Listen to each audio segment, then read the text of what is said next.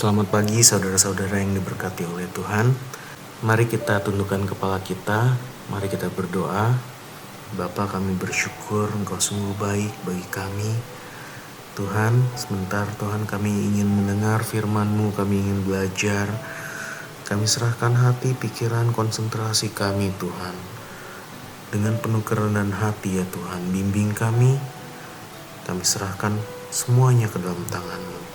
Ajar kami Tuhan, berbicaralah sebab umat-Mu Tuhan mendengar. Di dalam nama Yesus kami telah berucap syukur, haleluya, amin. Puji Tuhan saudara-saudara. Saudara, kita buka Alkitab kita hari ini di dalam Amsal 4 ayat 23.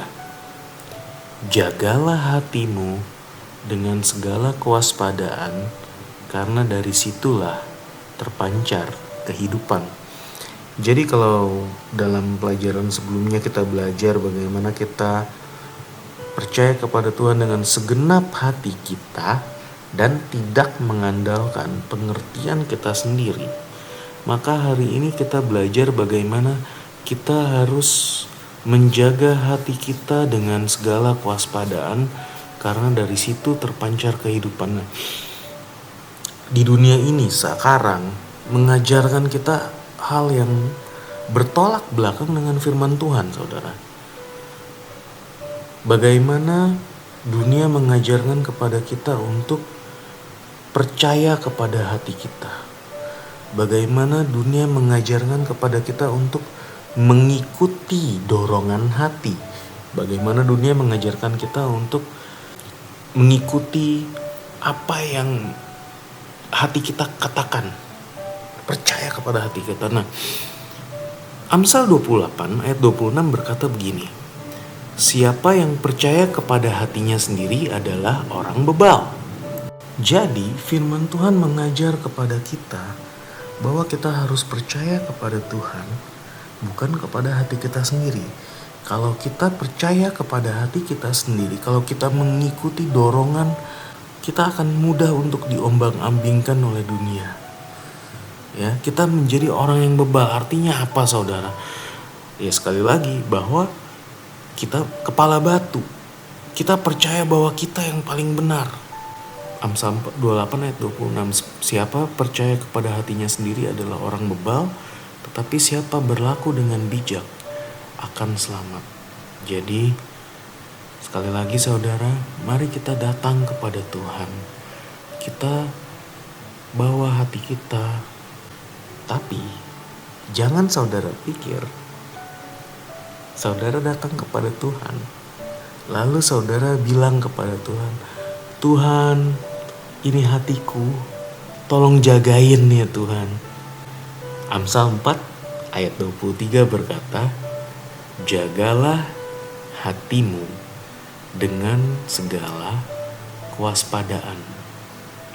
Ya, kita bisa meminta Tuhan untuk membantu, tapi tanggung jawab untuk menjaga hati kita sendiri adalah tanggung jawab kita.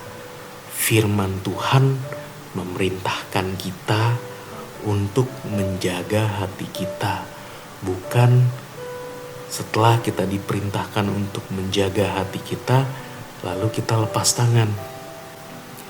Lalu bagaimana caranya kita menjaga hati kita?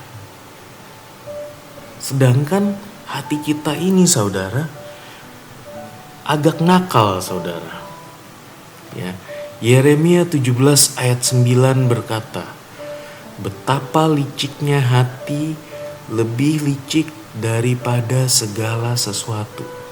Licik, bahasa Ibraninya Akop, dari situ kita mendapatkan Yaakub, nama Yakub. Ya. Jadi hati itu licik, saudara. Hati kita ini kalau kita nggak berhati-hati, ya, maka hati kita ini akan mengeluarkan segala tipu daya untuk menipu kita supaya mengikuti dorongan-dorongan apapun yang memuaskan kedagingan kita.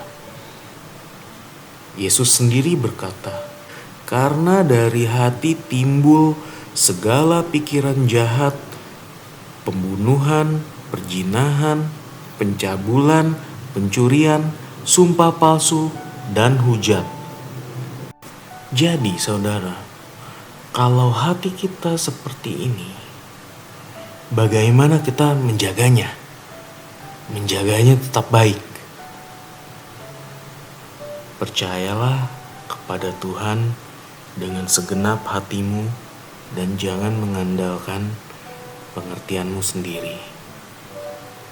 Ya, Tuhan memerintahkan kita untuk menjaga hati kita, tapi kita tidak menjaganya sendirian.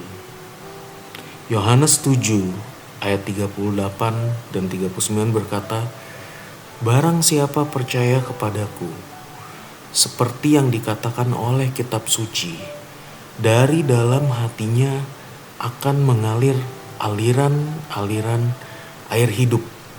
Ya, dari dalam hati kita mengalir aliran-aliran air hidup. Kita harus menjaga hati kita dengan penuh kewaspadaan karena dari situ terpancar kehidupan.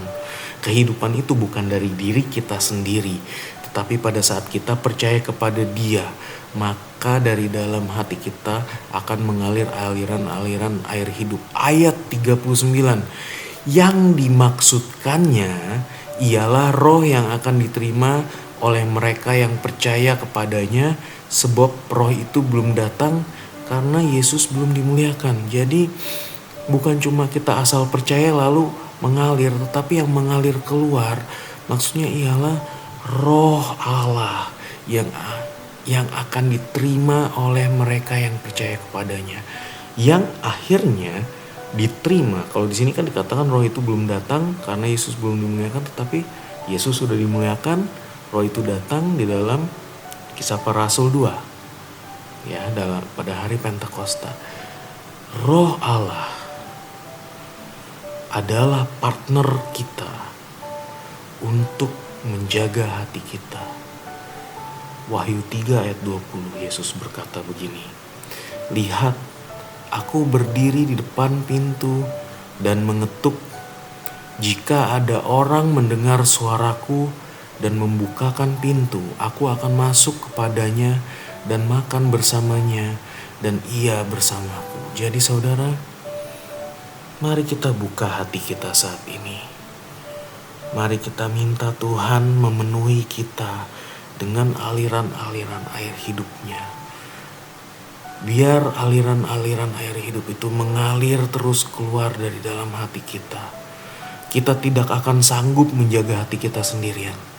Kita butuh Roh Kudus membantu kita untuk menjaga hati kita, supaya yang keluar bukan hal yang buruk, tetapi aliran air kehidupan. Saudara, mari kita serahkan hati kita kepada Tuhan saat ini. Mari kita berdoa. Bapa, kami bersyukur, kami mendengar firman-Mu. Bapa, Engkau berdiri di depan muka pintu dan mengetuk ya Tuhan. Bapa, kami mau buka hati kami, masuk Tuhan, beracara di dalam hati kami. Diam di dalam hati kami ya Tuhan. Biar dari dalam hati kami mengalir kehidupan ya Tuhan.